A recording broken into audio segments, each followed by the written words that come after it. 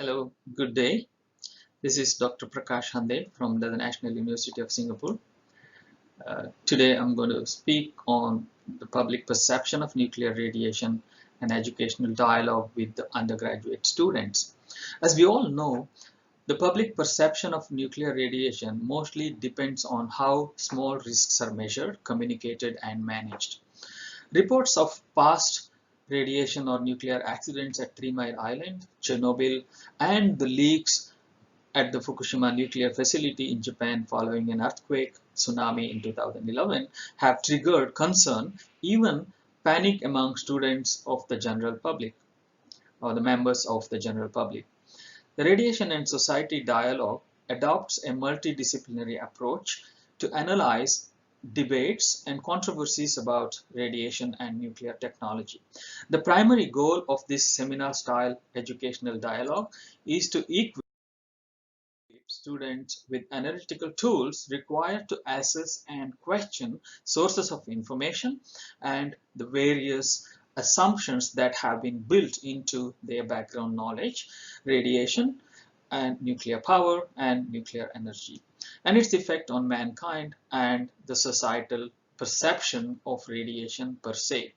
This can ultimately lead them to discover new questions, new concerns, new passions, or new possibilities for getting involved in addressing the public perception of radiation. So it's an undergraduate module started in 2015 at Tembusu College, National University of Singapore. This particular course is based on the concept of Science Technology Society. That's why it's called as Radiation in Society. It is a 13-week junior seminar, as we call, catered towards undergraduate students of year 1 and year 2 from different disciplines. This is a 3-hour interactive session per week, runs for about 13 weeks during the semester, and the students form a small group. It's based on small group discussions, and each group will have about 15 students. And the purpose, as I mentioned earlier, to impart analytical tools to assess and question sources of information and assumptions concerning radiation. So what are the topics we discuss in this particular radiation in society interactive discussion? So we touch upon fear of radiation to start with, historical dimensions of radiation and nuclear energy, the complexities of disaster response with the examples as well, and we also discuss about radiation myths, social aspects of radiation, psychology of radiation fear, and radiation sciences. We also discuss about communicating risk and how we should be prepared for in any cases of emergencies. And also we will learn something about the usefulness or peaceful uses of radiation, especially in medicine. How I do this? So initially I start off with giving them visual displays of the cases or incidents or accidents happened in the past. We start off with Hiroshima, Three Mile Island, Chernobyl cases, and the recent one on Fukushima. The students start to discuss about this, the nature of this type of incident or accident, the causes, and whether this issue could have been prevented. The course also involves a couple of field visits, especially the one we had been doing in the last 4 years to a visit to research reactor, Nuclear Malaysia, Malaysian Nuclear Agency. And also I take the students to National University of Hospital, where they could see how the nuclear facilities or radiation facilities are used in the clinics or to treat patients of different diseases. During the course of this particular seminar style module, I conduct a debate among the students. The students are divided into different groups, and topics are also decided by the students. For example, should Singapore adopt nuclear energy, or the debate questions such as fear of radiation is unjustified. Finally, the seminar ends with the dialogue session among the students in the formats such as a mock IAEA or UN conference, where the students enact themselves as delegates from different member states. The seminar also involves several guest seminars. Professor Retichem, who has been helping with this particular course since the beginning in 2015, and every year he used to interact with the students. Professor Retichem was the former director of Division of Human Health, IAEA Vienna, and currently he is a minister delegate at the Prime Minister's office in Cambodia. This year, fortunately, I could invite Professor Shunichi Yamashita, who is the Director of Advanced Radiation Emergency Medicine, National Institute of Radiological Sciences. He is also a professor at Fukushima and Nagasaki University, and he shared his experience with the students. And then my own colleague, Associate Professor Gregory Clancy, who is a historian and an expert in earthquakes and disasters, happens usually in Japan. Our clinician colleague, Dr. Balamurugan Veliappan, instructed the students on the use of radiation facilities in the clinics, especially treating cancer patients. And Dr. Victor Nian is with energy studies. He looks upon alternative energy sources in discussion, and he also discussed about the floating nuclear facilities and how small modular reactors may be future use. The seminars, guest seminars are advertised within the student community who are enrolled into the seminar. Professor Yamashita talked about nuclear disaster, lessons learned from Fukushima, etc. Some of the photographs taken during these guest seminars, Professor Retichem back in 2018, this year he could not physically visit us, but he gave his presentation online. As you can see here from at the left hand panel, this is Professor Retichem, who spoke to us from Cambodia from his office, and as I mentioned, Professor Yamashita could talk to us via virtual presentation, as can be seen here. He explained to us the efforts taken by Fukushima University, Nagasaki University, and other stakeholders in convincing population to return to the affected area in the Fukushima prefecture.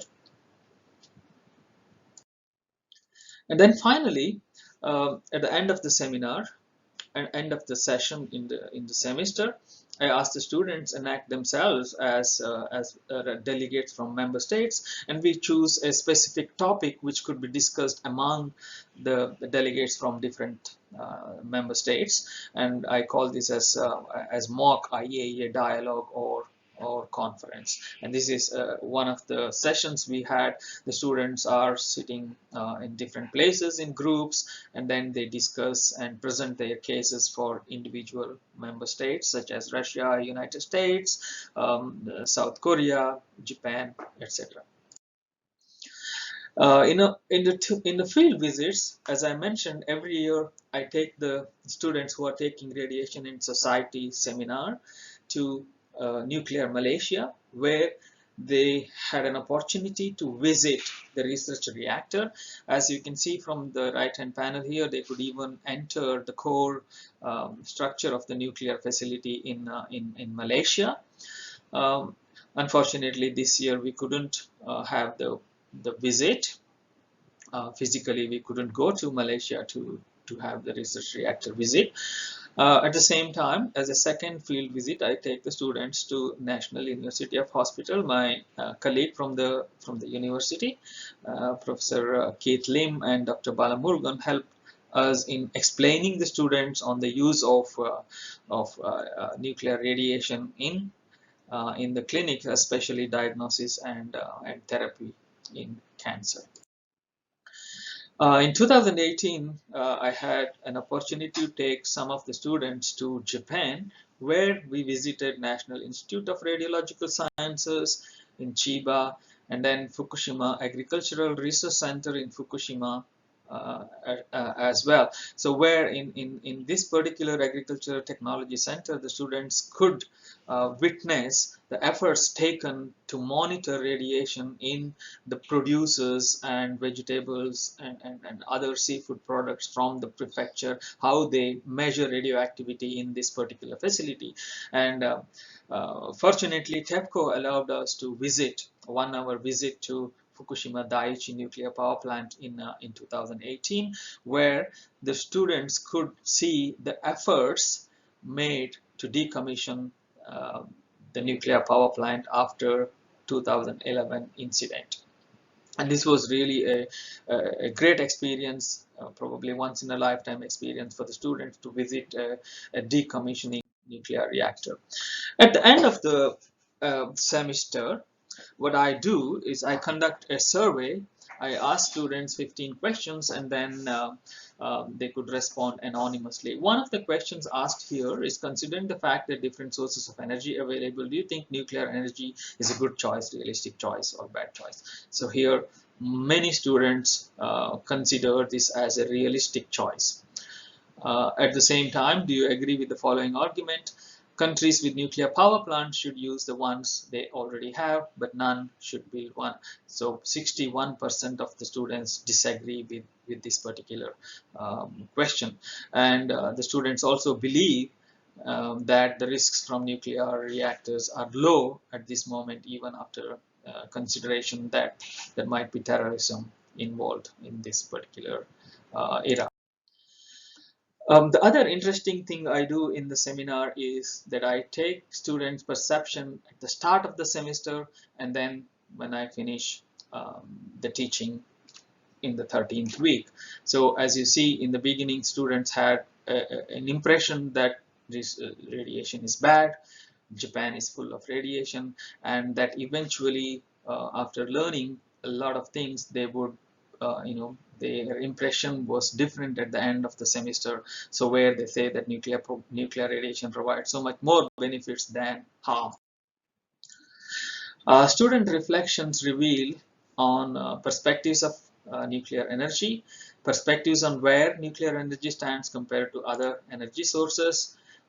Nuclear energy is compared with more sustainable energies, and they believe that nuclear energy is best for economy, whereas renewable energy is most environmentally friendly.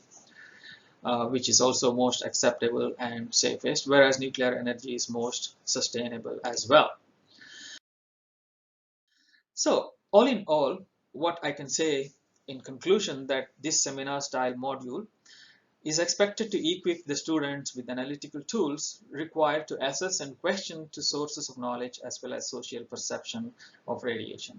Such educational communications efforts will groom future citizens to be aware of the pros and cons of nuclear radiation and to respond to nuclear and radiological emergencies. Finally, I would like to acknowledge all the people who helped me in conducting this particular seminar, Tembusu College and NUS, field visits to Malaysia Nuclear Agency, TEPCO for allowing us to enter the Aichi nuclear power plant. All the guest speakers, for example, here are the ones listed here, and I'm open to questions as well as if anyone needs help in conducting such seminars. I'm ready to help. Thank you very much.